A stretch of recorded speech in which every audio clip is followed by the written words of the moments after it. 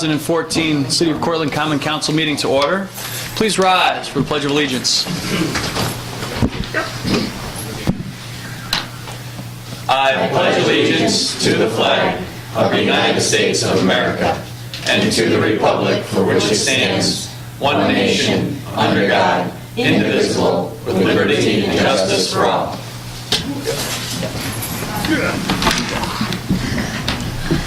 First up, we have an opportunity for public comments, and I'd go through the rules, but I recognize the names. Tom Goebel. Looks like the microphone's on. I won't ask any questions if oops. Thank you for having me. And one comment I want is to congratulate the chief and his staff this weekend. I didn't see as many problems as last year that we had, but the only thing I didn't get my free TV this year from Clayton Ave. You know when they're throwing the TVs out outside. And in all seriousness, I'm sorry.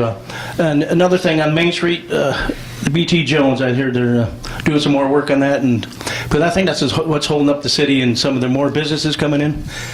You know, if they see a BT Jones remodeled or in the process of something, I believe more businesses will start coming in. Thank you.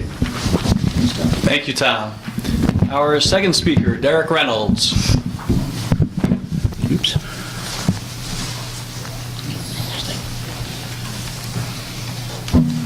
We're here on a very positive note tonight. Yay. On November 16th at 5:57 a.m., the City of Cortland Fire Department responded to reported fire at 43 Kellogg Road. Upon arrival, firefighters found signs of a chimney fire with a smoke condition and the homeowner out front stating that she had a chimney fire in her pellet stove. When firefighters went to make entry to the house, they found it was full of smoke with multiple smoke detectors going off, and the stovepipe was cherry red. Firefighters began the ventilation and extinguishment process. Once the situation was mitigated and the chimney repair process was underway, it was found out that the smoke detectors that alerted the homeowner there was an emergency in her house were detectors that were provided under the Fire Prevention and Safety Grant in 2012. These were detectors purchased from grant money with a match from the City of Cortland and were installed by the City of Cortland Fire Department. These detectors made a life-saving difference this day, and we want to let the Common Council know that we're thankful for their support in these and all grants, and that they're making life-saving differences in the community every day. So due to that grant and the free smoke detectors, we've actually ran a couple calls, and this was a serious fire that without these, there might not have been such a great outcome. So thank you for all your support in these things. Thank you. Derek. Oh, hold on, Derek. Good job, guys. Now I want to quiz you about the delay in the response to the 911 center. I don't know the exact issues with that. We can get in touch with Scott Roman, who's the director of that, and figure out. I know, like you were discussing with me earlier, there was some confusion whether or not it was Cortlandville or Cortland. But once we got the call, we were on the scene within 2 minutes, I think it was, from the time of dispatch, and had the mitigation process well underway. So I'll definitely reach out to Scott Roman and the fire chief and get you CC'd in some emails and figure out what's going on. Yes, as well as keeping the mayor in the loop, too. Okay. This is a city issue as well as a county issue. Yep. Okay. Yeah, we'll work on that for you. Good. Thank Any you. other questions or anything? No. We're off to training. I'd like to make a comment to the council that during public comment session, no questions can be asked. It's a period for which we listen. Any questions beyond that have to be asked afterwards. Okay. Thank you, Ray. Thank you. Thank you, Derek. After public comments, we have the minutes from November 4 of 2014. We have a motion to consider said minutes. Katie Silliman, second Cliff Dusher. Are there any recommendations regarding potential changes for these minutes? Yeah, it's good. Why is everybody looking at Julie? I know. We're looking at me. Everybody looks at Julie. All those in favor of filing the minutes, please say aye. Aye. Opposed? We have two proclamations for this evening. The first one is Employee Learning Week, which is December 1st through the 5th, so we'll get this one out early. Whereas the organizations throughout the City of Cortland are committed to creating a highly skilled workforce that is critical to growing and sustaining a competitive advantage, and these organizations recognize that having a knowledgeable, skilled workforce improves the performance of organizations, and that learning develops individual and organizational knowledge and expertise. And whereas the Association for Talent Development ATD, the world's largest association dedicated to those who develop talent in organizations, has declared December 1st through the 5th of 2014 as Employee Learning Week, and has designated this time for organizations to recognize the value of employee learning. And whereas the Central New York chapter of ATD and organizations throughout the city of Cortland have demonstrated their commitment to developing the skills of employees and the workforce, therefore I, Brian Tobin, Mayor of the City of Cortland, do hereby proclaim December 1st through the 5th of 2014 as Employee Learning Week in the City of Cortland. And I encourage all organizations to facilitate their employees having the opportunity to continue to improve and learn new skills. Second one is regarding Small Business Saturday, which will be November 29th. Whereas the government of the City of Cortland celebrates our local small businesses and the contributions that they make to our community and to our local economy. In fact, according to the U.S. Small Business Administration, there are currently 23 small businesses in the United States, and they represent more than 99% of America's employer firms. They create more than 2/3 of the net new jobs, and they generate 46% of private gross domestic product. And whereas small businesses employ over 55% of the working population in the U.S., and 89% of consumers in the U.S. agree that small businesses contribute positively to the local economy by supplying jobs and generating tax revenue. And 87% of consumers agree that small businesses are critical to the overall economic health of the U.S. And 93% of consumers in the U.S. agree that it is important for people to support the small businesses that they value in their community.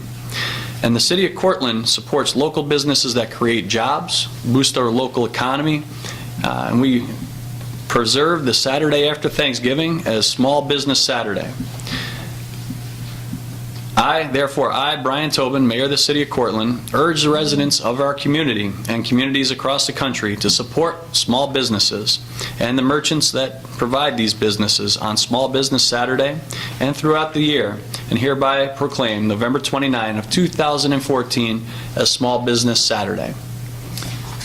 Those are the proclamations for this evening. Can I add something to that?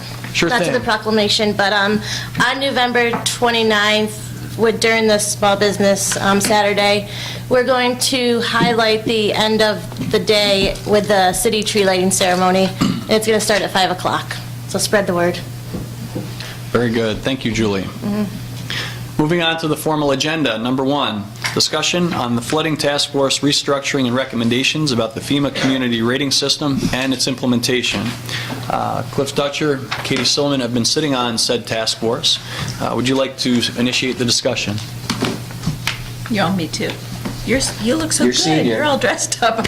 You're senior, I'm junior. Well, we've been sitting on the task force along with some of our illustrious visitors who are in the audience. We have Amanda Barber, and we have Frank Kelly, and we have Mrs. Val Van Gorder. Yes, ooh, almost spaced on that one. And so we've been meeting regularly over the past few months and inviting people from the county and stakeholders from the county and from the city to discuss the issues around flooding. And it seems as though you all got something that Amanda and Val wrote up, flooding task force update.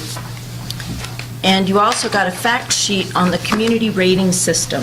This is what we're interested in, because this rating system, if we comply with, there are many ways to comply. If we comply with different aspects of this rating system, people who are within the flood zone and are currently paying a lot of money in flood insurance can get reductions on that flood insurance. We earn points based on the bullets that we hit on this community rating system. And in order to comply, we have to have a commissioner. Are we calling him a commissioner? We need a person who is a coordinator. Thank you. We need a flooding task force coordinator for the city. And so it is our hope that, as we've discussed having a full-time zoning officer, that this can be folded into that position. Initially, it may take some time to get up to speed, but then the upkeep should not be a big part of the position. So they will, this person, I understand that Bob would have to reapply for the position. It'll be open. Katie, I think we have, Frank would like to come up and speak, and I think Amanda and Val also are going to. Yes, counsel. that would So be great. Let's turn it over to them real Okay. quick. The only thing I'm going to say is I want to publicly thank Val and Amanda. This is a new model for us at the EAC. Prior to this, we have reached out, like for our climate action plan, we reached out to the university with the mayor's help, and we've also reached out to the Central New York Regional Planning and Development Board for some of the things we do. But this is the first time that we've expanded beyond the EAC itself as far as the substance is concerned. So Val and Amanda represent the business community, represent the broader government, and they have brought not only their expertise but their energy and their leadership to this. And I think we're going to use this same model going forward. But why don't you guys come up and take care of the real substance of this? Yeah. The only other thing I want to say is that whatever we discussed tonight are the initial recommendations, as you guys know, and there'll be more. Okay, that's the other thing. Unlike, let's say, the Cortica Commission, it's not something that's going to, go along and then have all the recommendations at once. It's going to be an ongoing process. That's a good point. Oh, one other thing, excuse me, but we've had excellent cooperation with the city departments. Yes, that's true. And Amanda and Val co-chaired this effort, so thank you very much. And I guess we're really just here to thank you for the opportunity to take this fresh look at the flooding issues and identify some opportunities to do more with regard to flood mitigation. But we're really here tonight to be able to answer any questions that you might have, but to just let you know that we had looked at the community rating system, initially as just a way to try to evaluate what the city was currently doing or what the larger community was doing to address flooding. And it became apparent to us that this was a real opportunity for the city to document what they're already doing from a flood mitigation, flood prevention, education perspective, and also perhaps to provide some more meaningful financial opportunities for residents who might be able to qualify for some reductions in their insurance costs. Basically, this, depending on the level that the city gets to in the community rating system, there's an associated discount on their flood insurance premiums. But also it goes beyond that. The bigger issue is that we'd be providing all residents with information and opportunities to prevent flood impacts. It's not just about insurance savings. It's about reducing the impact on our infrastructure. It's about reducing the resources that flooding events take from the community in regard to, fire and police response and all those things. So the more we can educate people, the more we can do things to help people help themselves, the less we need to help them as a community too. So that's all I wanted to say, but I wanted to be able to answer any questions you have, and I want to thank Katie and Cliff for being a part of this, and I don't have the list of all of our committee members, so I apologize, but there is a larger group that's been meeting on this, and certainly it's been a dynamic group and a really involved and active group, so thank the mayor for his initiative.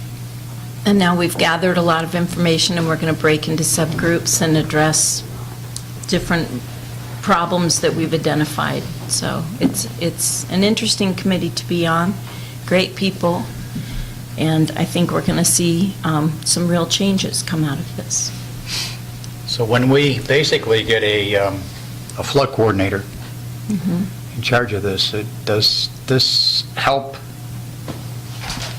lower or the class? I read some of this one here, and basically you start out like a class 10, and then as you get more points and stuff, you can basically keep on going down. It's a process, though. Okay. It's not going to be something that just because we appoint a coordinator, we won't automatically start with reductions. We'll have a process, an ongoing process to get there. So. Right. The coordinator. But that's the first step. So. Okay. Yes. I have something to say, but it's nothing that's wrong with, anything you guys have said. I think it sounds really good. However, I do have some concerns about Mr. Ray, because I was of the assumption his full-time position was going to be to work with the city. And is this going to be an added responsibility? I'm concerned about him being overworked or whatever. We've had conversations, a little bit of conversations about this in the past, and I'm not as concerned about the individual as I am about the position and making sure that it's structured so that the individual in the position can be successful. Right. And Bob Ray is currently the zoning officer, which is a part-time position in the city. But he was going to go full-time anyway next year. Right? Chief Glover has been advocating for a full-time zoning officer for years, and that is one of the changes that we wanted to make. Also, a minor shift in terms of reporting lines with responsibilities. And one of the other issues that has come forward as the task force has met has been this opportunity for us to potentially help homeowners save on their flooding insurance by implementing several steps. I think that everything is Yeah. great, what they're saying. I'm just concerned about him being overworked or whatever and in the position, because it does sound like they picked the right person. However, I'm concerned about time. I should apologize. The idea- because it was probably inappropriate for me to list a name in there. And No, to- that's and do fine, that, 'cause but- in the past... That's okay. But frankly, He's already I mean, employed. you know, Bob had expressed interest in the program. He certainly engaged the task force and has asked a lot of No, I questions think he's a and doing perfect some research candidate. on it. So I was just, the I think side he's of a it. perfect candidate. I'm just concerned about his. Well, the discussions that we've had, and I have talked with Chief Glover, and we did have a candidate when the position was full-time that was also handling the floodplain Oh, okay. responsibilities. I'm sorry, I and did she bring out was- his name, didn't I? I shouldn't have done That's that. all right. But That's okay. We all know who we're talking about. Two of the other communities that I've spoke with who are part of the community rating system, their zoning officer is also the community rating system coordinator. See, back when Val was on the council with us, when we started going through the changes into the floodplain stuff, it was back then when it was suggested it was best to have the zoning officer do it because they're involved with the workings of the city anyway, and they know what's going on there. So the floodplain management program Yeah. and that ordinance already, the responsibility for that fits already together. rests with that individual. So it's logical that that same person would also conduct these duties. And at our last meeting, weren't you saying that you could see how there would be some bringing up to speed initially, and that it may be certainly not take the whole day, every day, but be more significant amount of work in the beginning and then not so much to just keep it up? It's just... Certainly, there's some training initially to understand the program, because you have to understand what qualifies and what activities you want to do that are going to have the greatest benefit for the community. But once you've identified them, once you've documented them once, if they're an ongoing program or it's an ongoing initiative or something that's repeated on an annual basis that you would get credit for, then it's really just a matter of kind of reporting the same information over again. There is an annual reporting process. You have to document that you're still doing those activities that qualify, but certainly it gets easier and less burdensome and time-consuming as time goes on. Right, and it's not as if Bob or whoever is in the position would be creating the pamphlets, which is one thing we can do, is create a pamphlet to pass around. He wouldn't have to do those things. He's not doing everything, he's just playing a Right. specific role in it. Right. Hopefully, he'll be able to He's the actually coordinator. coordinate with So there are gonna be the other soil and activities water that and all the occur. other departments. He'll be Exactly. reaching out to them and gathering information from all of them. They'll be doing a lot of the footwork, and he'll just Yeah. be putting it together to send it to the state. So he'll be the one that has to compile and document it on an annual basis, what's happening in the community. But, if there's regular website updates where information about flooding and flood prevention and flood mitigation are posted, for example, there may be someone else who actually does that. He just has to, print out copies of those changes and when they were done You guys and have the keep track of it. information, and he just So puts it- make a copy of it, put it in a folder, so when it's time to do your annual report, you pull it back out, make that another copy and send it on, kind of thing. That's how I envision it. May not be quite that simple, but... You are much more eloquent than I am on the subject. Thank you. So, any other questions? Thank you. Thank you, Amanda. Thank you, Val. Thank you. And thank you to Cliff and Katie as well, serving on the task force.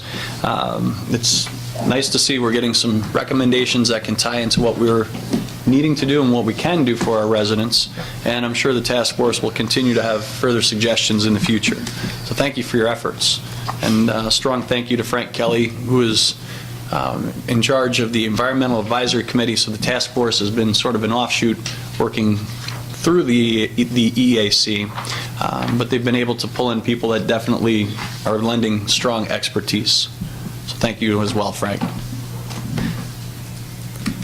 Agenda item number 2, discussion and possible consideration of a resolution for approval and authorization for the mayor to enter into a right-of-way agreement with the state of New York regarding city-owned property near the south of Glen Street and adjacent to the Cortland Waterworks property. I think we should start off with a discussion first, so I'm going to ask Mr. Bistocchi to come forward and talk a little bit about what this entails. Good evening. I think we touched on this briefly at a previous meeting in October.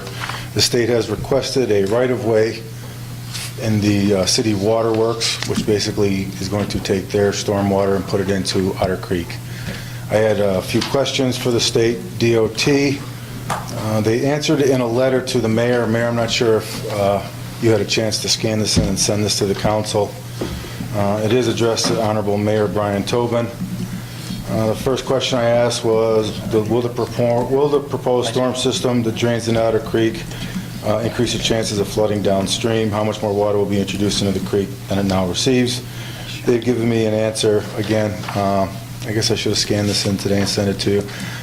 They point out the average rainfall, the records of rainfall, and the amount of water that they're going to be storing in their detention pond, which is just about 100 yards from waterworks. According to them, they feel that there will be no increase in flooding. Number 2, and this is the question that I feel needs to be addressed by the council more so than flooding. Personally, I don't think it's going to increase flooding from the numbers that they've showed me. In fact, the channels that they are proposing will probably slow the water down, give it a chance to get into the creek a little bit more monitored than it would be with an open, than what we have right now. So that's question number 1. Question number 2. Will there be some sort of monitoring of the sodium levels? Your proposed outlet into Otter Creek is less than 100 yards from the city's main wellhead that supplies the residents with drinking water. De-icing materials from Route 281 will now be introduced into our drinking water and may put our sole source aquifer at risk. Their answer, basically, they said there are no New York State Department of Health ambient drinking water standards for sodium.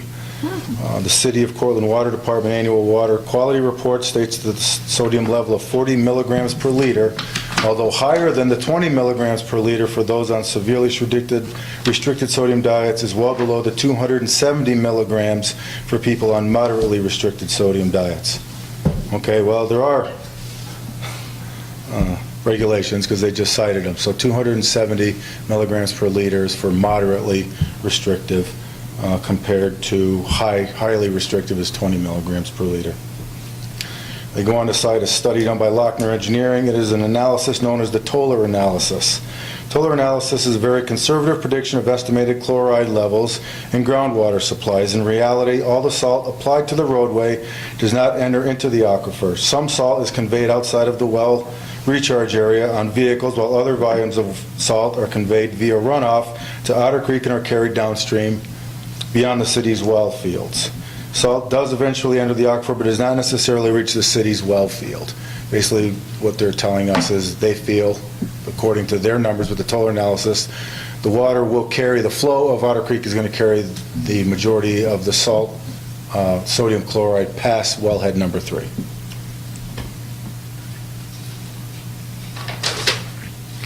The predicted 80.9 parts per million, or milligrams per liter, concentration of chlorides is significantly less than the New York State Department of Health drinking water standard of 250 parts per million. Again, another number that 2 paragraphs earlier said didn't exist. As the predicted levels are very close to the current level of 78 parts per million, as found in the City of Cortland Water Department Water Quality Report for 2013, the New York State Department of Transportation does not feel that monitoring is warranted. The existing stormwater system in the specific area consists of infiltration basins that provide no treatment prior to discharge above the aquifer. Granted, sodium chlorides will not be removed from the runoff into our new system, but other solids will be removed. In addition, closed and waterproof line system does also provide more protection for the aquifer because hazardous spills can be more easily contained within the closed drainage system. In conclusion, blah, blah, blah. So they don't feel like that even needs to be monitored? Correct. That's alarming. Yes, it is. Now, we do monitor wellhead 3 ourselves at a cost of about $500 per test. We do 2 a year, so it's $1,000. What they're asking us to do is to pass a resolution giving them a permanent easement to connect their drainage system. The alternative to that is they take it eminent domain. I think we had 4 tests a year and we make the state pay for it. Now you're on to what I want to talk about, Cliff. I think I checked with Rick Van Donsel and Matt Cook, and they feel the same way I do, that if we force them to go to eminent domain, we now go to a negotiation. Instead of a set price of $500 for what they have offered us, if they go to eminent domain, they have to come to the table and decide what is best for the city of Cortland for this piece of property. So at that point, if we were to get them to pay for the 4 tests, it would be approximately $2,000, of which we won't have to. Now, I'm going to ask for a few more tests. So they claim that other things will be stalling out here. I'm concerned about heavy metals as well. I'm not that concerned as I am about the sodium, but if this is something we're going to take to the table for negotiations, I think that we vote no on this resolution, and we wait for them to get in touch with us about taking it eminent domain, and we negotiate. Yes, Katie? Do we know how much salt or chemicals would have to go into the water to kill off the wildlife that's in the water? No, I don't have that information. They did send me a report that they did in 2005. It is on disk. If anyone would like a copy of it, I will attempt to make copies. It reads like stereo instructions. It comes out to be this thick on paper. And that's what they do. They basically throw enough numbers and jargon at you where you get bored with it and say, do what you want. But I don't think we should do that. So common sense should prevail here, more so than science and numbers at this point. Even if we vote it down and they take it by eminent domain and they agree to the testing and everything, what if the numbers are too high? Then what? I mean, what kind of... Well, I spoke with Rick on this, and help me out, Rick. If there is an event where we get some testing and the numbers do exceed our limits, what's our basically our legal standpoint on that? Well, it allows us certainly for the first instance, if we have those high monitoring tests, that we are entitled to an injunction and can bring the state's experts and specialists in to correct the problem if we can stop it at that particular wellhead. That's the whole idea of the monitoring. So they would have to correct. And then we can force them, because of this eminent domain and their monitoring, and they're sort of taking ownership of this, to change maybe their salting habits to a chemical process or some other things, or have to do some other mitigation. All of it keeps the state having to talk with Chris. This will be a one-time $500 check. They own it. They'll do with it whatever they want. I think keeping them talking with Chris is more important than sort of taking the $500 and putting it towards the law department's new car. Thank you. Absolutely. Is the sodium content listed on your water bills? No, it's listed on the annual quality report that we deliver. Correct, and it's at 78.8 parts per million or milligrams per liter. And again, the numbers that the Department of Health has given us is if you're on a severely restrictive sodium diet, you shouldn't have more than 20 milligrams per liter, which is almost impossible to achieve. If you are on a moderate, it is 270 milligrams per liter. So that's a number that I don't want to even get close to. As I said, we're close to 80 milligrams per liter right now, so that would be 2.5 times, almost 3 times what it is now. But that could happen. I can bring to your attention that I'm guessing at the year. I'm going to say 2007 or 2008, we had a late storm. It was a March storm, and we salted. Can't help me out. I always screw these streets up. Melvin, sure. Atkins. Sure, now you got me. George. No. Oh, George is that little it's a little one-way street. Elwood. Elwood. All right, we salted. There's 5 of them. We salted it because it was an ice storm, so we really hit it with salt. We then had the test done May 28th. It's usually, or March 28th. It's usually the last week of March, the first week of April, and the sodium counts were above what they usually are. They were up around 85 or 88 milligrams per liter. At that point, when I was alerted of that, then we no longer salt those streets like we used to, just to keep the sodium content down on Wellhead 3, because all those streets connect to George Street, which is Wellhead 3 is right on George Street. So we are aware that if we do oversalt, if the city oversalts just those neighborhoods, that we could have almost a 10 milligram per liter spike in the salt ourselves. Now, what little salt that we do use on those streets now, we're still maintaining a healthy level of approximately 75 to 80 milligrams per liter. But again, the magic number that we do not want to exceed is 270 milligrams per liter. Is the salt that you put on the roads, is it mixed with anything? Like, is there any other, like? No, it's just calcium or sodium lime? chloride. It's just salt? Yes. Okay.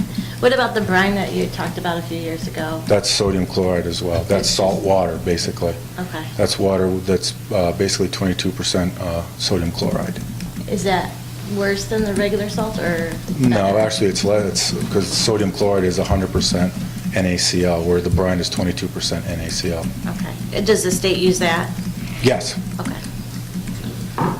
And just to correct one minor thing that Chris said, we're not going to wait for them to come back. I'm going to be telling them of your vote and force the issue so that this is taken care of sooner rather than later, hopefully. So I leave it to the decision of the council. I strongly suggest we vote no and force their hand and come into the table, try and get what we would like. Protect our water. You mean we finally get to say something about what the state can and can't do? Is that what we're trying to do? Yes, I hope so. Good luck. We gotta get Don't some, jinx us. we gotta try to get more than just That's right. $500. Yeah, that's absurd. Yeah. So we've had a discussion, we've not had it forward as a resolution.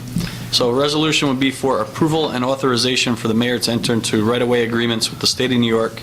Do we have a motion to consider? Carlos Ferrer, second. Katie Silliman. Any further discussion? Okay, all those in favor of going into the agreement, in favor of entering the agreement, please say aye. All those opposed? Nay. None in favor, 7 against. Thank you. Chris. Thanks. Thanks, Chris. I know, we never. That's the first time.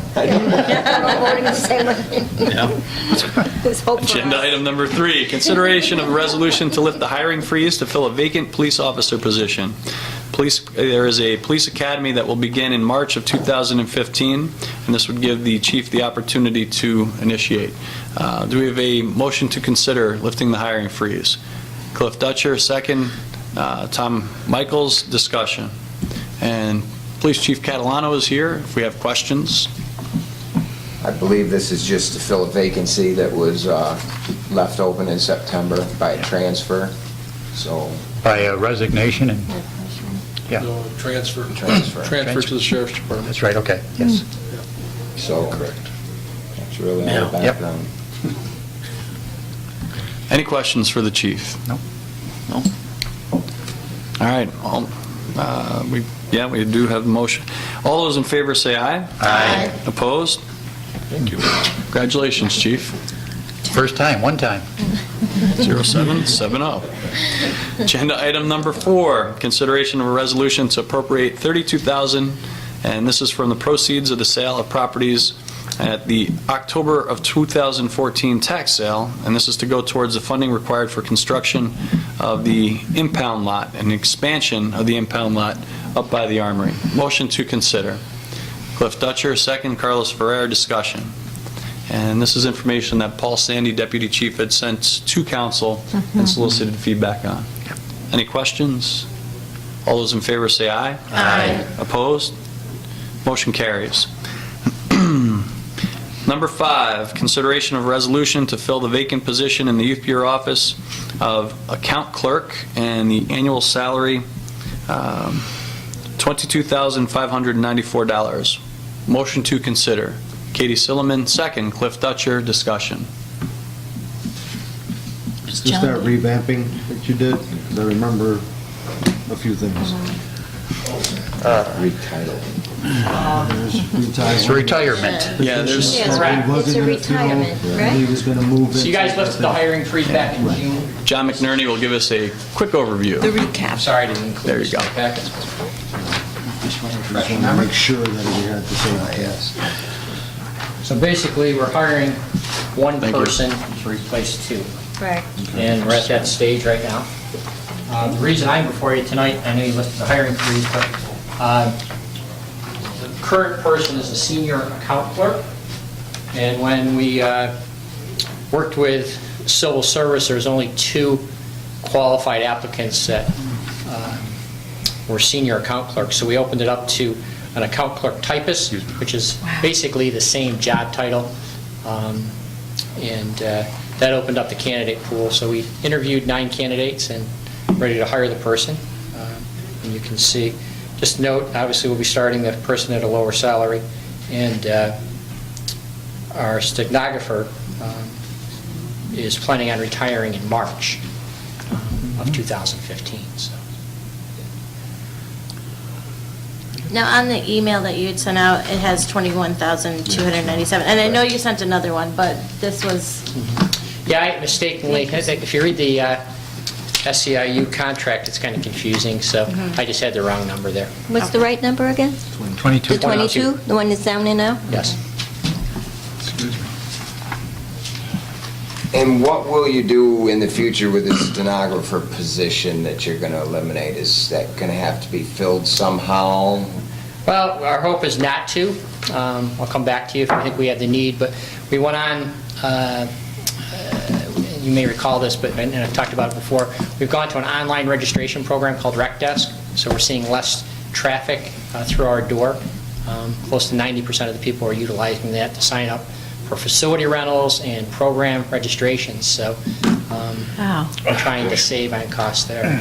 It's been a real good tool for us to use. So you're able to roll these positions into one position because there is less traffic, there's less work, not because you're going to have one person doing a lot more work. Correct. And what we're going to evaluate it, I talked about it last time when I talked about the hiring freeze. We may have to hire somebody part-time to fill in for vacations and illness and office coverage during certain times of the year. But we're going to try it. We think we can get away with it. And so far, the rec desk has worked better than I ever imagined. Go to our new website and take a look at it. But the feedback's been really positive from the community. They like the fact that they can pay by debit, credit cards, but also the fact that they can go on at any time to go online to register for programs. Yeah. Very convenient. Does your office offer cross-training to its employees? We do, yeah. So, I mean, basically everybody on staff knows how to administer the rec desk. Some are better at it than others. We have one person, for example, it's not only the registration component, but it's a website. So that person updates the website. But, yeah, we do cross-train. The financial piece, Connie and Julie from payroll will be helping out the new person with the Munis. Yeah, okay. She will have that training. She's already gone through some of the training already. Okay. If there's no further questions, the resolution is to fill the vacant position in the Youth Bureau office. All those in favor say aye. Aye. Opposed? Motion carries. Mr. McNerney, I'd like to thank you. I attended the small fry football banquet, and the number of parents that came up to me to say the job that you were doing was terrific, and I'd like to thank you very much for that. Very good. Agenda item number 6, consideration of a resolution to approve the following donations to the Cortland Youth Bureau. And we have a donation to the Wickwire Pool Fund from the Central New York Mustangs and All Ford Club. Do we have a motion to consider? Julie Bird, second. Carlos Ferrer. Discussion. Thank you. Once again, big thanks. Absolutely. After we didn't let them use Main Street, thank you. Yeah. Yep. All those in favor say aye. Aye. Opposed? Motion carries. Number 7, consideration of a resolution to award a bid for the general construction portion of the SBR upgrade as part of the reconstruction and expansion of the wastewater treatment plant, and have it awarded to M.A. Bongiovanni Incorporated of Syracuse, New York, for a sum not to exceed $237,000. Motion to consider. Carlos Ferrer, second. Cliff Dusher. Discussion. And Bruce Adams is here to answer all your wastewater questions. I would like to point out that, as was indicated in the letter of recommendation from the engineer that was in your packet, that the two bids that you're looking at tonight came in together 10% below the engineer's estimate.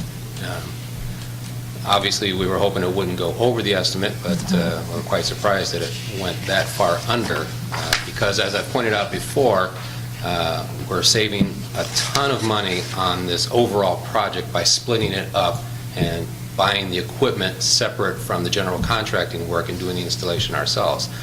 In most major projects, the general contractor buys the equipment, marks it up, and that gives him a lot of his profit margin. So for the general contractor in this instance, and this part of the project really is mainly putting in the concrete to support the new treatment equipment, the decanters for the sequencing batch reactor. For him to have come in as low as he did, I thought was really good. Must be they really need the work. So we were very, very happy to see it come in as low as it did. Any further questions for Mr. Adams? All those in favor say aye. Aye. Opposed? Motion carries. And agenda item number 8 is consideration of a resolution to award the bid for the electrical portion of the SBR upgrade as part of the reconstruction and expansion of the wastewater treatment plant to Deco Electric Incorporated of Marathon, New York, for a sum not to exceed $119,850. Motion to consider, Carlos Ferrer. Second, Katie Silliman. Discussion. A lot of this portion involves the installation of the replacement SCADA system, which is a computerized system that monitors and controls plant processes. The one that we have is it's on its deathbed. It's asking for oxygen. It's asking to please go towards the light. There's no further discussion. All those in favor say aye. Aye. Opposed? Motion carries. Thank you, Bruce. Thank you. Agenda item number 9 is consideration of a resolution to adopt the following 3-tier fund structure in the water fund. Tier 1 would be assigned budgeting operating reserve, and this is basically to keep 17% of the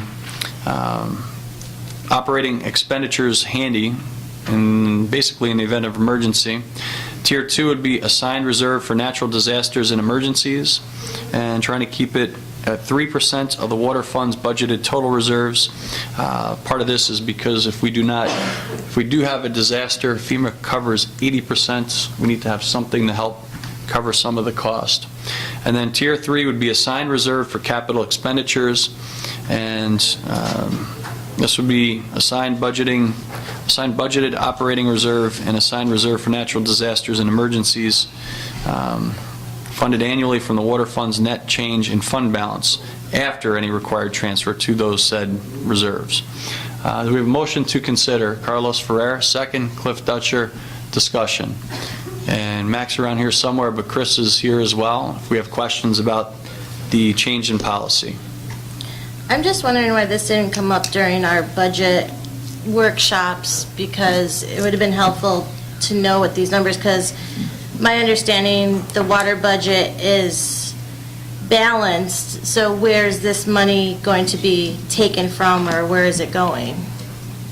Well, there was a surplus at the end of 2013, was carried over into 2014, and this is a predicted surplus with the balance. Again, Tier 1, 17%. To explain that, a good friend of mine who I used to work with, Jeff Miller, he works for ACWA, which is Onondaga County Water Authority. I'm sure you remember last winter, we had 8 water main breaks. They had like close to 20. I asked Jeff how they handle this. They try to have on hand about 15% of their total budget for catastrophic repairs. In the event that there's one we have here, 17% would be, what, $370,000 of our entire budget. So that's what Tier 1 would be. Tier 2 comes up to like $65,000. That's for FEMA, and then the money that's left over is very similar to how we used the money this past year, where I replaced water mains on 4 streets, and then the water fund funded the blacktop that went on top of those streets after I tore them up for the water main replacement. Now, why it didn't come up, I cannot answer that for you, Julie. That's basically how we're approaching this. So tier 1 is untouchable money. Unless there's a catastrophic, they're all untouchable. They all have to be resolute, each and every one of these items. So this is only any extra money we have at the end of the year, or is this going to be budgeted in to the yearly budget? I can talk a little bit about that based upon our conversations. So basically, the intention here is to categorize 3 tiers, because right now, if you have a reserve, it's not distinguishing between capital and operating expenses. So tier 1 talks about the operating expenses, what we're spending basically on a year basis, and wanting to keep 17%, which is what we do with the general fund. So the water fund then would mimic the general fund in terms of trying to keep 17% in reserve. The second fund, second reserve for natural disasters and emergencies is to set aside money so that in the event of some sort of catastrophic event, we do have the seed money that would be necessary because FEMA does not pay 100% of all the costs. And then the third reserve would be for capital expenditures. And I did not read this out loud, but the next paragraph down, purpose of replacing and/or acquiring equipment, infrastructure, vehicles directly related to rendering water services. So things that are needed by the water department. So basically what this would do is establish the 3 reserves. As Chris was mentioning about resolutions, it still requires council approval to spend anything from reserves. But what we are doing is basically categorizing different monies for different things. So instead of having one pot and saying, well, we could use this for capital, we could use this in case of an operating budget shortage, we're saying, no, this money is for an emergency like a natural disaster. Okay. This is if we have an income or a revenue expenditure, that would be tier 1. And if Chris has some unexpected expenditures, water main breakage, for example, then it comes out of tier 3. So we're not taking it from something that it might be needed for later. Right. No more robbing the water Peter, to reserve. take Paul. Well, the water, instead of one pot of money, it's basically delegating it to 3 Right, with a and very specific intent and having a purpose. plan for it. I understand that. Now, as we go forward, if we're lucky enough to not have to use some of this money, then we have another surplus the next year, these reserves build. Yeah, do they build or they just get transferred over? Well, they build, but we do have some expenditures, and one of the benefits that I see to this is giving Chris a little bit more of an opportunity to say, okay, well, I've got enough money in terms of my operating, and we've got the money set away in the event of a natural disaster, but we've got some equipment that we need to buy. And Chris and I had this conversation last week where there are some things that, with regards to capital vehicles, some other things, we need to make some investments. So this gives him a little bit more say in terms of making those purchases and having funds in reserve in case, let's say, there is a water main failure, in case a vehicle breaks down and we can't repair it. So it does establish a reserve, so in the event of an emergency, he can take care of it. And it does come before council. Right, it has to come to council first. Right. Pond at the waterworks. Fence is an ongoing issue with the waterworks. I mean, can we replace 800 foot on Glen Street, but that's a drop in the bucket compared to the, there's some 3,500 foot of Glen Street that just runs from Cortlandville into the city of Cortland. These are items that we're piecemealing now. We're replacing, we have one backhoe basically that we're scavenging parts off of to keep the other 3 running because we can't afford to fix the 4th one. We're running out of time here as far as equipment and repairs and infrastructure to the waterworks and its equipment. We're running out of viable options now. See, the water fund has never had a surplus. They've always worked basically on a year-to-year basis. So this is just saying that in case we need something there, in case that we do have a disaster. Right. And it's not a budgeted item. I mean, we're not saying we're going to spend $300,000 to give us a reserve. So that's why it probably wasn't brought up during budget time. It's not. But you're it's not a budget. Well, where's the money? I still don't understand. This is a wish list thing. We wish we had 17% of the budget in reserve. But this sounds is like what we we're actually passing it, need. this is what we're going to do. We're going to take 17% of the budget and turn it into Okay, this. I'm sorry, I was out in the hall. that's all right. This is your financial statements. You've all seen, I hope, this is your audited financial statements, one page out of it. I just pass it that way. You ended the year, December 31st, with a fund balance in the water fund. And Alderman Dye is quite correct. A fund balance in the water fund is kind of a new thing.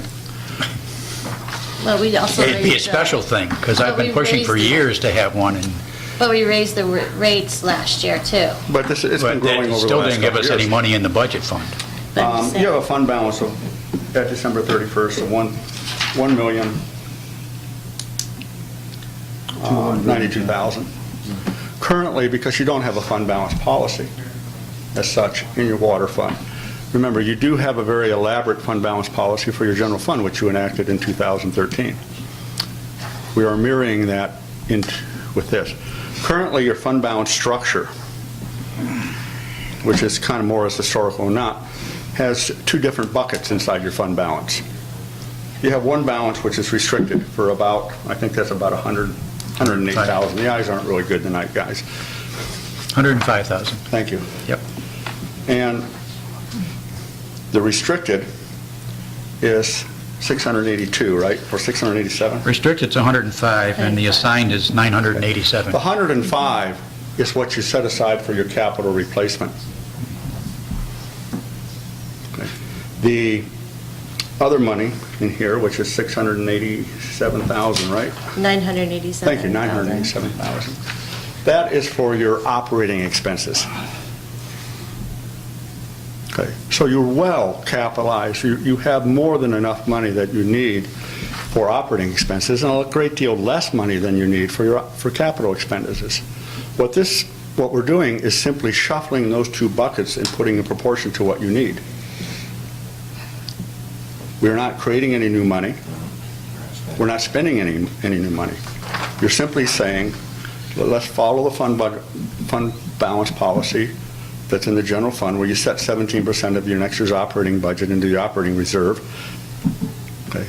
As the mayor talked about, I think it's prudent to have a little bit of money for natural emergencies, because as we all know, if you ever have a FEMA disaster, you still have to match 20%. It's not 100%. That's a little misnomer out there in the land. You still have to, it's a 20% deductible, just like your homeowner's insurance. And I agree with that. And then put the bulk of the money into your capital reserve and grow your capital reserve, because as we all know, you're facing, as all cities are, serious infrastructure problems. Yeah, we have been talking about that, and I'm happy to see that we're going to address it.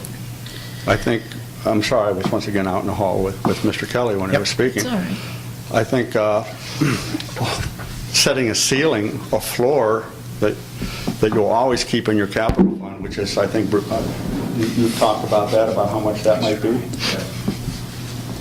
Okay, I understand that we need to set money aside. I'm not disputing that or anything. I'm just still not clear with because I'm looking at the budget that we just passed on my thing.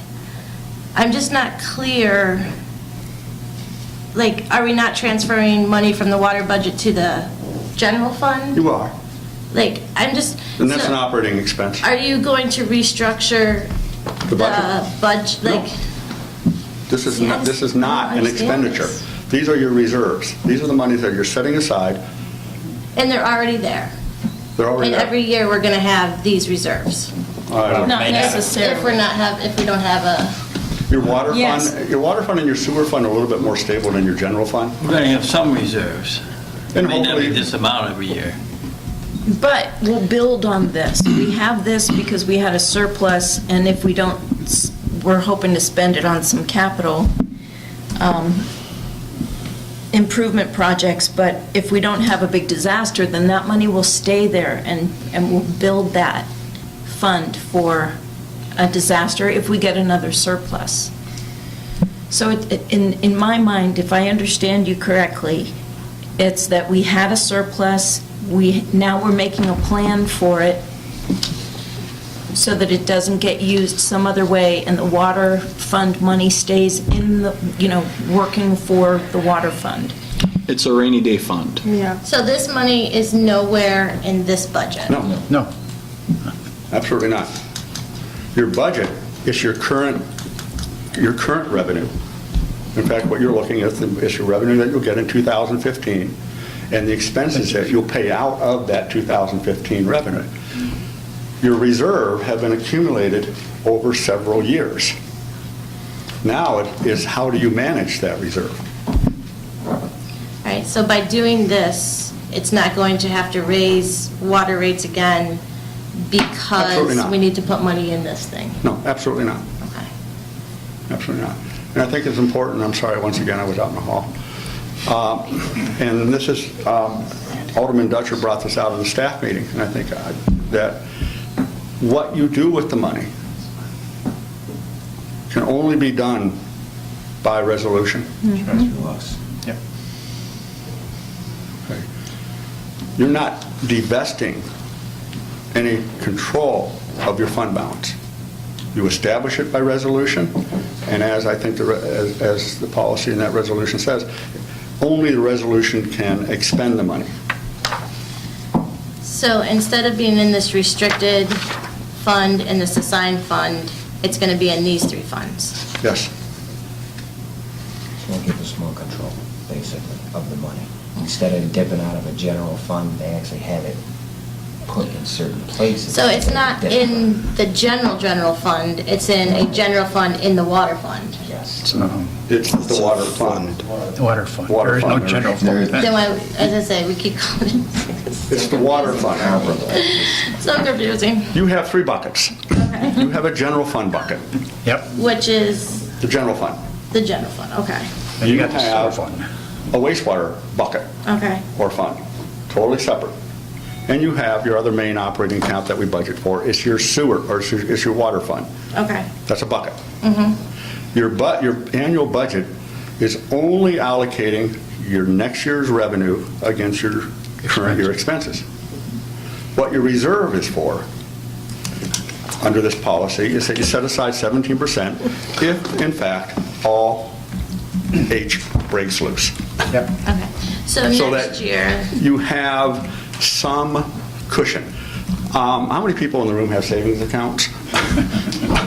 What do you have a savings account for? A rainy day. right, and I understand. And look at it that way, as a savings but- account.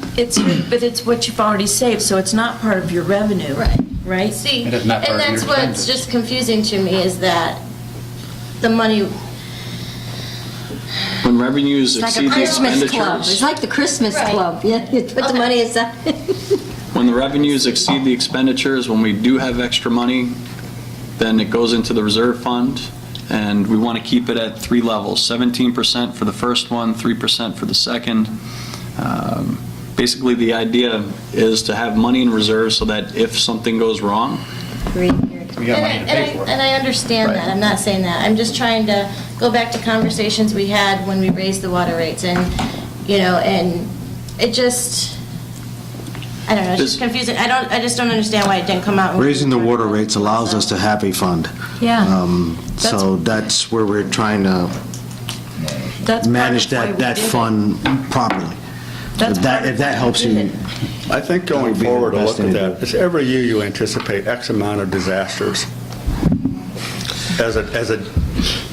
Disasters being, we budget for X amount of breakage. Okay, some years you don't get those breakages. So the idea, in the years in which we're very fortunate, and that we don't have a lot of water, you put that money aside, because next year, You never know. you're going to have last year's breakage and probably this year's breakage. So this is 2013 extra money? It has That we're accumulated trying over to- years. Okay, that we're just trying to figure out what to do with, okay. It has accumulated Honestly, over the years. And it's okay to be confused on this because Percentage levels of 17% and 3% and whatnot. Does that mean that you cannot dip into that fund if it is below that level? I think you can't go above it, basically. You try to have a cap of it. You want to have a Or cap. go above it, but if we're only at 3%, can we Max started saying about the analogy about buckets. Think of it this way. We're going to fill the first bucket. If we only have 15%, then we stop at 15% in the first bucket. Bucket number 2 and bucket number 3 gets no money. Right. If we have 20%, 17 goes into bucket 1, 3% goes into bucket 2, bucket 3 gets no money. I feel like I'm in school. We have 30% of revenue above and beyond. 17 goes into bucket 1, it overflows. The next 3% goes into the 3-gallon bucket, number 2. The third bucket will catch what remains from buckets 1 and bucket 2. So it'll be 17, 3, and the last bucket will get that last 10% of the 30% revenue overrun. It's just a way of separating which bucket, how much goes in one bucket before you put in the other bucket. I don't look at this as you actually have to stop at that percentage, it's just that you have to fill all 3 buckets. Correct. Once all 3 buckets are filled, I would imagine, then you can have, if you have any excess, you could put it more in this bucket, that bucket in the other bucket. It will fall, because I think in the memo that I Like wrote, sending you your used the kids to term waterfall. college. What happens to the extra 70% then? The Like after both 70%, of them all 3 of them are full? you're never going to full your capital reserve account. You'll never, you will. Because there's 100% of money here. Sure, but that means we would have to sell almost 5 million gallons of water to exceed 70% of the water that we're pumping now. I see. It's a percentage of the gallons. Right now, we're pumping 2 million gallons a day. All right, so if you want to go 70% over that, you would have to pump 5 million, you'd have to sell 5 million gallons of water a day. We don't have enough customers to have 70% increase in water sales. That could never happen. All right, here's where I'm now a little bit confused, because we were talking money, and now we're talking water. So it's like we have $1,092,000 that I thought we were separating into these 3 funds. I guess I'm the only one that doesn't get it, so Well, here, let me- obviously it's a good thing, so I guess we can. Hopefully, and I 70% guess I'm just- is a solid number. It's okay. That bucket will be full. And hope we never have to go in and use it. So which means every year, that bucket, that first layer bucket should just be about even. The water doesn't accumulate in that bucket. It falls to the second budget, 3%. Should stay relatively stable. Revenue in the water fund doesn't fluctuate very much from year to year. Most of the money from here on in, if you are operating at a surplus, will fall to the capital reserve account, which is the account that you want to grow, because you're facing monumental infrastructure replacement. Yes. No, Monumental. because the first 2 funds are already fully funded. That's why it's fallen to the capital reserve fund. Just think of it as a waterfall coming down. It's the same methodology that we're using in the general fund. Okay. Yeah. Enough analogy. You do what you're trying to do. So if our budget ends up dead even at the end of Nothing happens. 2015, nothing happens. Nothing happens. Right. But if we have No a buckets. little bit of a surplus, some money will go into reserves. It goes, and it will Being fall dedicated to something. And what happened to it in previous years? It kind of grew into the operating account, the operating reserve, and that's why you have. So it wasn't dedicated to anything. No, there What this wasn't is any doing structure. is saying we have 3 things that we are prioritizing. It's making a plan. So it was not part of the budget process because you don't plan for a surplus. No, because when we budget, we plan for 0. Yeah. So this is in line with what we did with reserve for the general funds. Right. Last year, 2 years back. 2 years, 2013. What Last year. happens to the current money that's there? It sits there. So it's not going in any of those funds? This is from this day No. forward? It's already in the funds. The current fund balance is being restructured. It's being restructured because I don't know what the 2014 surplus is. So what we're doing is we're taking what we had on December 31st of 2013, and we are restructuring it and putting it into places that makes a little bit more sense Okay. for the operation of a water plant. Okay. So there is a 2014 surplus. You have a place to put it. I don't want to ask this again, but I'm going to, because if we have this lump sum of money and we're going to put it in these 3 funds, you put 17, 3, and then does the rest of it go in there? The 70% goes in? I don't know if it's that, it's the Or whatever the residual. balance, okay. It's the residual. I don't know, I just don't get it. Okay. What you're trying to I'm not a financial do- wizard either, so it's okay. Okay. What you're trying to do is a couple things. You are trying to replace current equipment without having to take bonded indebtedness to it. Understandable. That's one thing we're trying to do. So when the time comes to replace a backhoe, We've got the money there to do it without bonding or borrowing for it. exactly. So why can't we use the money that's there right now that's not in these special funds? Because you only, you only. Like this $1 million? That, if you add the two numbers, the restricted and the unrestricted, it comes to the total of $1 million. That's just how that $1 million is currently broken out. Right, so we can't, like, we can't say you need $100,000 for a tractor. You can't just take $100,000 out of there and use it? I could only take it out of the 100, where we have 105, leaving $3,000 left. Oh, because, so the assigned is already spent. It's, the money right now, the way it's being used, can only be used for certain things. Going to the 3 tiers gives us more options. Oh. And unfortunately, $105,000 seems like a lot of money. It doesn't, no, it doesn't. Buy a smell. backhoe. Yeah, no. I 180. realize that, but, Yeah, for 180,000. Yeah. Buy a little backhoe. well, I realize that, but when you take the $1 million. Down payment on it. Okay, It's going to give us more options so we can actually use the money more appropriately. okay. And you can plan for the biggest challenge I think any municipality is going to face, and that's the aging infrastructure under the ground. We have that. Which, yeah, I thought we were working on that already, so. And this is part of the We just working have a on it. lot more to work on. Yeah. You can give that $1 million, It's an I'll ongoing spend it in process. 6 months to fix the water system, honest to God. But if The you whole want to one? do this responsibly, then we break into these funds and we use it annually, and I assess what needs to be addressed and what can wait another year. But absolutely, $1 million, I could blow through that in 6 months, Julie, with equipment and repairs. We have 30% water, 34% water loss right now. We should be around 25. 34% water loss means you're paying an electric bill to fill a tank that's leaking 34% of the water out into the ground, because we have 100-year-old water mains. And the 34% is better than it used to be, so we're going in the right direction with this. But we're the putting a Band-Aid on a bullet hole by replacing, 500 to 600 feet of water main a year. This money will allow us to do bigger projects. We may have to, with this money, put it out to bid and maybe get a contract of almost $500,000 to really take a large chunk out of these losses. We have to have equipment our own just for repairs, like I told you. But you can even go to the pump itself, the source and supply at the, at the plant. Right now, we have a 1948 diesel engine submarine motor running plant number 2. Wow. I think we should step into the 21st century. These are costs that you folks, I could bore you with the details if you'd like. You make Or I them could so shock you with entertaining. some of the age of our equipment. But we've been sitting on this since I've been involved with the water department in 2007. We've been sitting on this before you were involved in the water Exactly. department. I've spoken to 4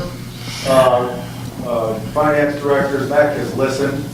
We are starting to get a toehold on how much money we're making. Make no mistake, Julie, we raise the rates to spend money because we have to fix the water mains, we have to pump the water, we have to chlorinate the water, and we have to fix the water mains. We're not taking it home in our pockets, we're not taking it to a different department. The water department is creating revenue so that it fixes its problems.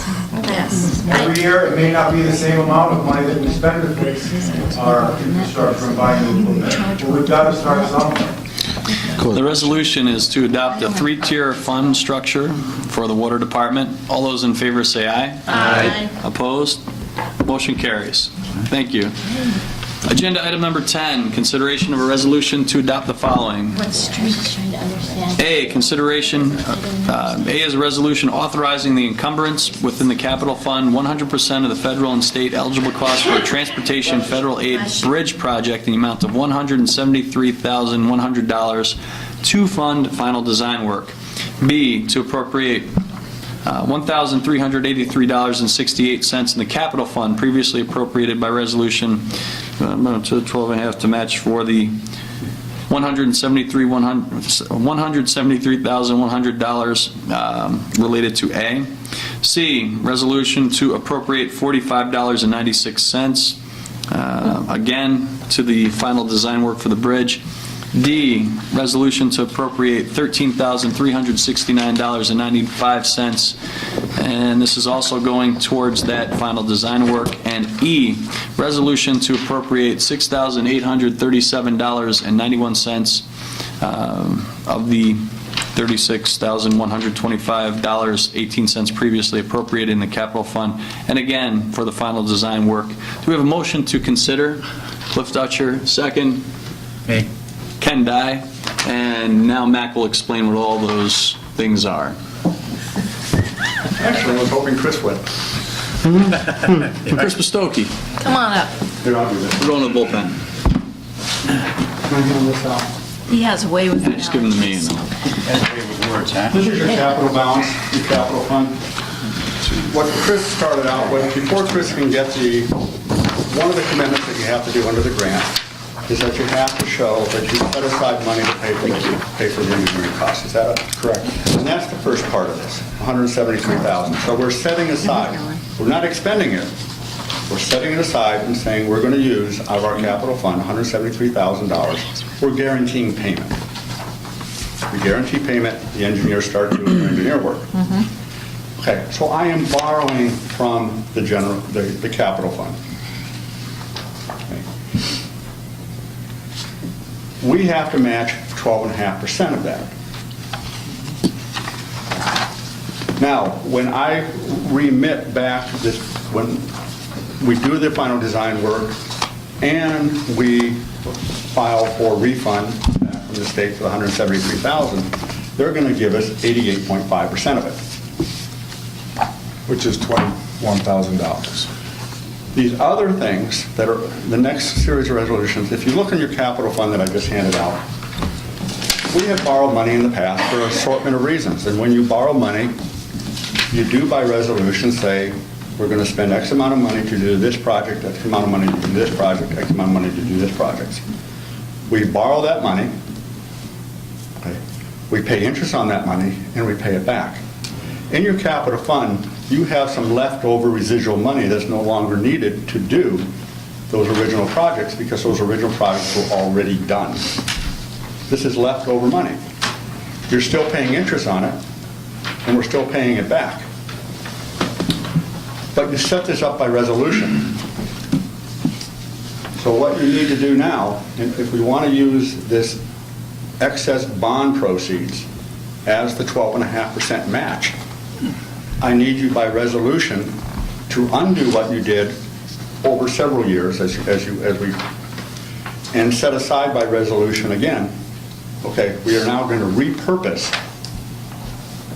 these residuals out of the bond monies for another purpose. The other purpose being the 12.5% match against the bridge work. How do I do on that? All right. Excellent. Following you. It's not new money. No? It's not new money. The simplest one is that originally we borrowed X amount of dollars for the morning side. Chris did all the work and left $45 in the kitty. So that's $45 still sits there because I can't spend it for any of the reasons because it's still governed by a resolution. We can't go out for just pizza. doing is saying, take it out, let's use it for, pardon me? We can't go out for pizza with that? You could, but you're going to have to pass a resolution. Pass a resolution. You're going to have to do that. I can't just move the money around because it's all been earmarked, locked down by resolution. Okay. You don't need the $45 now because Morningside It's done. It's done. Okay. We're still paying once a year. I pay the principal on that loan, and twice a year I pay the interest. This is just saying, okay, we got this residual money left over from projects that we bonded for in the past. Repurpose it for the 12.5% match. Am I looking at this right? That number is $248,280 that we want to repurpose? No. That's your total fund balance. No. You have very little money left over from bond funding. You had $1. That's what you got. Yeah. Yeah. Because you put these projects out there, and that's how you fund it. These are all spent. But we've got to come up with 12.5%, 173,000 out of that, right? 21,000. And you have that in unspent proceeds. That's what I was looking for, was that grand total of those unspent proceeds. They're not in there. I would have to That's what I was looking for. Okay. So of the $173,000 it costs me to design the bridge, when all is said and done, we are going to be $21,000 out ourselves, and we're going to pay $21,000. What Mac is doing is house cleaning, and he found $21,000 in these old savings Now, if you accounts. cleaned out all of the old Oh, no, I've still got about $34,000, which I'll come back in a couple months and talk to you about virtualization of our servers, because that was $36,000 was set aside for some purpose in the law department. Rick is saying, oh, my goodness. But there is a resolution setting $36,000 out for the law department. This is money we're still paying back right now that we just haven't used. Yeah. And we're paying interest on it. You're paying interest on it. The other alternative, if you don't want to repurpose what these resolutions are, is I'll probably have to ask you for a transfer out of the general fund for $21,000. Let's take care of it now. And I don't really want to transfer money out of the general fund when the capital fund is sitting there with money that we are actually It's already been allocated. not really using, but paying interest and paying it back. Okay. Spend it. I just want to bring to everyone's attention, this is step 2 in a 3-step process. Step 1 was preliminary survey and analysis. That cost us $50,000, of which we got $43,500 back. So we paid $6,500 to assess these 4 bridges, survey them, tell us what's wrong with them. Step 2 is we pay $173,000 to design repairs to these bridges. We paid $21,000 of that total cost. Step 3 is the most costly. That is the construction and the inspection of that, which is going to be about $500,000, keeping that simple, of which we are going to end up paying approximately, I think I said in my email, $95,000 or $96,000 maximum. So in 2 years, or in a year and a half, when we put this out to bid, we're going to have to come up with $95,000 to cover our share of these bridge rehabs by 2015. I'd like to bid it and start in 2015, 2016. So keep in mind, if you approve this and we move forward, then the next step is going to be the most costly. I just want everyone to be aware of that. Thank you. This isn't the end of it. There's going to be another $100,000 that we have to come up with collectively to cover our share of the rehabilitation or Is that reconstruction. all 4 bridges? It's going to be the 3 bridges. Remember I told you probably 6 or 8 months ago, Madison Street Bridge at Helen Ave needs a lot more repairs than what I anticipated so I'm going to go after another Marchicelli Fund money for that. Probably in 2016 I'll apply. So we may not be able to repair that till 2018. That just got to be too costly. I put in an X amount of money to fix these bridges, and those repairs are going to be excess that. Unless we pay for it out of pocket, we don't want to do that. If we can wait 2 more years, and it's safe, it's not going to cave in on us. There's just a lot more work that needs to be done there than what I anticipated. Wouldn't that work be greater the longer we wait?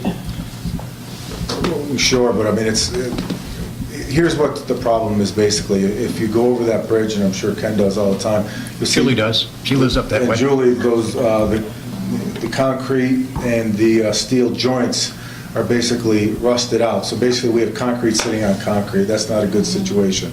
But the beams themselves are in decent shape. The guide rail needs to be replaced, and the curbing, I'm sure, Julie, you've seen, is falling apart.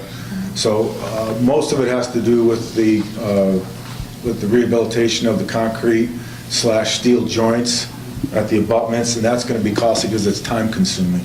It's a lot of labor. It's a lot of jackhammering, a lot of handwork. So that's why it's going to be so expensive. I think Julie's noticed this, but recently there's been a lot more traffic going up Madison Street to avoid Groton Ave. A lot more. Yeah, Groton's so busy. We ought to look at that sooner. Okay. And I think once the 281 construction happens, it's going to be even busier. That's a good point. I think when you get to the end of Madison Street there, if you're going to go north on 281, you got a red light there, you can still turn right on red instead of going the other way. So the traffic has increased on Madison, and it's every day you're getting more.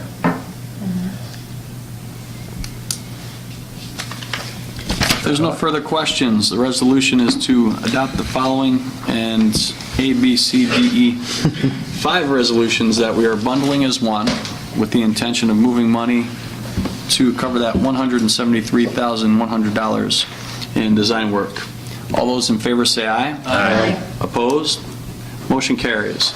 Agenda item number 11, discussion and possible consideration of a resolution to establish a time, date, and place to hear public comment on a proposed local law authorizing the city to apply for membership in the Energize New York Finance Program, administered and funded by the New York State Energy Improvement Corporation.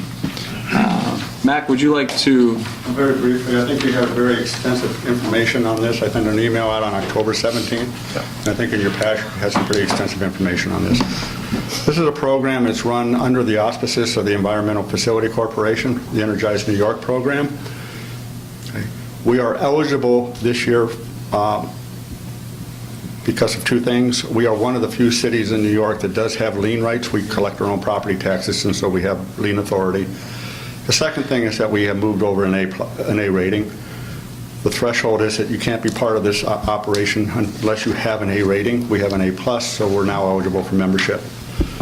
The key to this is just another tool as we try in the downtown corridor, especially, as we try to cover the distance between what the property is worth, and that is the amount of money that can be borrowed on that property, and the equity that any developer wants to put in it. There's a gap in financing. This is one of the tools that I can give to my development people, which is the IDA, which is TOMA, and which is Main Street, to say, here is a possible another source of revenue. This revenue covers the energy systems that would have to be replaced or upgraded inside a building, including windows or any type of HVAC system. It also covers, if they want to go more greenish, solar technology, geothermal, that type of environment. Okay. It costs the city nothing for membership. It costs the city no money. We are not pledging, we're not guaranteeing any of the loans that this organization may be paying.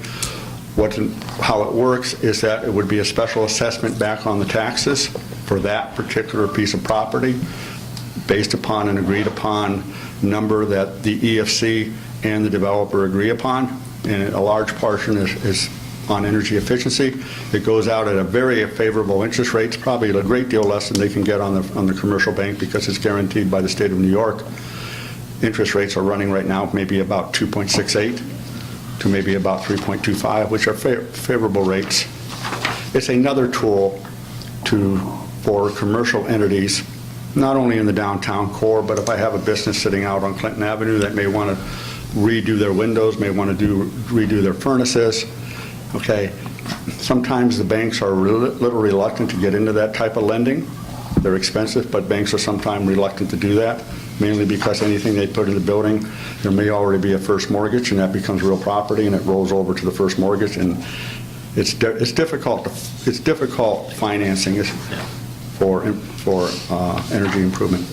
It gives them a source of money that they can get something done and pay it back through the savings, a portion of the savings that they get in their energy costs. Once again, it does not cost the city any money. We're not guaranteeing the debt in any stretch of the imagination. We're really just acting as a conduit, and it may work for some people, might not be relevant for other people. Mac, this is just a little side thing, but do programs like this come with their own information that can be sent out to businesses? Because I think that there's the sense that we're only interested in helping the downtown. No, it would go out, and I hope that the article tomorrow that we worked on this afternoon, Tyrone, we'll have some informational packages to get this out. We'll get it out through the Chamber of Commerce. Good, okay. Because it is. I am a little focused on downtown and trying to bridge the gap on redevelopment of second, third, and fourth floors, but it's not limited to that. Right. It is not limited to that. Any commercial concern that is thinking about redoing their windows because their energy bills are so high. This might be an opportunity, it might be a source of low funding. It's too bad, my mechanic just did his windows, and he's in your board. There's also a residential side to this. It's not fully developed yet. This is a rather new agency. I think this agency is only about 3 years old. The residential is starting to develop. It's now primarily located in the southern Westchester County, the residential, but it would operate similar to the commercial side for residential lending. So that it might be a source for some people to be able to secure loans, put the money back into their energy savings, and then pay back that loan based upon their energy reduction. That's not mature yet, but being part of this group would allow us, as the residential side mature, maybe bring that into opportunity for residential upgrades. Mr. Van Dansen, were you going to say something before I do? Yeah, just to make sure that you realize that all of this is great stuff that Mac is saying, but you're not voting on any of this tonight. Right. You're only voting on setting a date for a public hearing for a local law. Okay. That's all we're asking for tonight. Now, I'll ask the question. Okay. Why do we need a local law to become members of this? Because state law requires that. Requirements are. Yeah, this is coming. You saw me going to ask that, didn't you? You have your local law in your package, so you have been served on the 10-year notice, or the 10-day notice where I have to lay it on, what's called lay it on the table. Okay. So you have the local law in your package. You also have the municipal operating agreement that would accompany this if you decide to go forward. Once again, all we're trying to do is, at this point in time, is schedule a public hearing, hear what the public may say. After the public, you may can this, or we may go forward. I Next hope meeting? to go. Yeah. That's more than 10 days, I can. December 2nd, 6:30 PM. Yep, that'd be good. 6:45? What time you get us swim practice? I second that. And we need a motion for a resolution to, we currently have 2 that night. That's okay. This will That's all meet right. too, so Yeah, 2. 6:30 and 6:45. We'll say 6:40. Yeah. 6:40, 6:45 if How we many push. people have we had at the other public hearings? There were 6:30 and 6:45. All right, so the resolution is to have a public hearing regarding proposed local law authorizing the city to apply for membership in the Energized New York Finance Program, and it will be, the public hearing will be December 2nd at 6:40 PM. Okay. Motion to consider. Cliff Dutcher, second. Carlos Ferrer, discussion. All those in favor say aye. Aye. Opposed? Very good. Very quickly, congratulations to the SUNY Cortland football team. Yes. Coach Dan McNeil. Final Chief play made Colorado. Sports Center, number 3 on ESPN. Yep. And congratulations to Shelley for making it a year working with me. All right. That is an impressive feat in and of That itself. was quite an impressive end to that game, wasn't Well, it? Absolutely. not working with you without killing you, yes. That's impressive I too. mean, to go from absolute zero That's a good to point. hero in that Yeah, short of right. time. Yeah. Because they were done, I mean, Yeah. pretty much. Well, then he Pull had it a off at drama the end. by I think that was great for Cortland. I mean, just that highlight alone right there made Absolutely. national news. I mean, I make a motion we they adjourn. make national news for tearing up the town. I second. Cortica's about the football game. Anybody hear us? We have a motion to adjourn from Carlos Ferrer. We have a second from Linda Ferguson. All those in favor, say aye. Opposed?